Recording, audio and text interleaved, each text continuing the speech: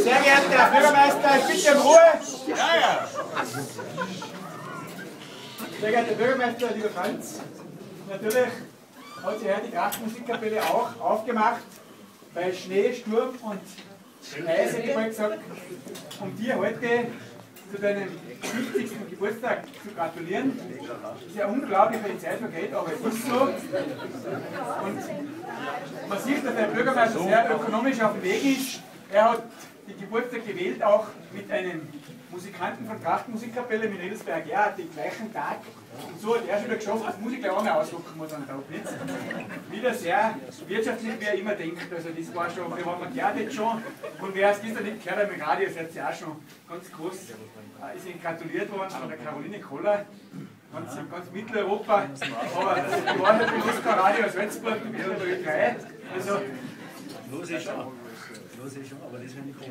und da ist er auch schon gratuliert worden, aber heute sind wir live da und wollen dir einfach alles Gute wünschen. Es ist ja schon viel gesagt worden, es wird ja noch viel geredet. Ich brauche nicht viel anfügen. Wir bedanken uns einfach herzlich bei dir für dein Wohlwollen der Trachtenmusikkapelle gegenüber. Du bist ja jetzt nicht unbedingt ein Musiker oder was, aber du hast auch gleich am Anfang aus der Bürgerzeit das sehr kritisch beobachtet, was wir machen da. Und aber gleich eigentlich bei deiner ersten Amtshandlung bei der großen Zapfenschleif, bei der Angelobung damals, hast du gleich mal gesehen, da hast du gesehen, dass die Musik eigentlich sehr, sehr wichtig ist für Friedensgestaltung und so weiter. Und von dem Augenblick bist du eigentlich ein Fan von der Musik geworden, würde ich feststellen.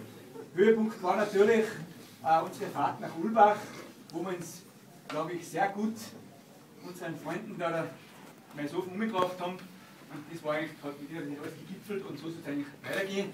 Wir sagen auf jeden Fall herzlichen Dank für dein Entgegenkommen. Ich wünsche dir und deiner Familie natürlich alles Gute und noch viele gesunde Jahre als Bürgermeister der Gemeinde Weißhofen und somit als unser Chef eigentlich. Alles Gute, Franz. Danke. Super.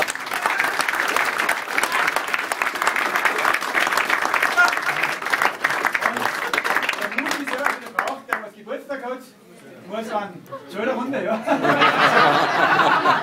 Und, ja, das tut auch ein. Aber vorher darf er delegieren und natürlich für den Bürgermeister einer Salzburger Gemeinde gibt es da nur ein Stück, und zwar den Reinermarsch.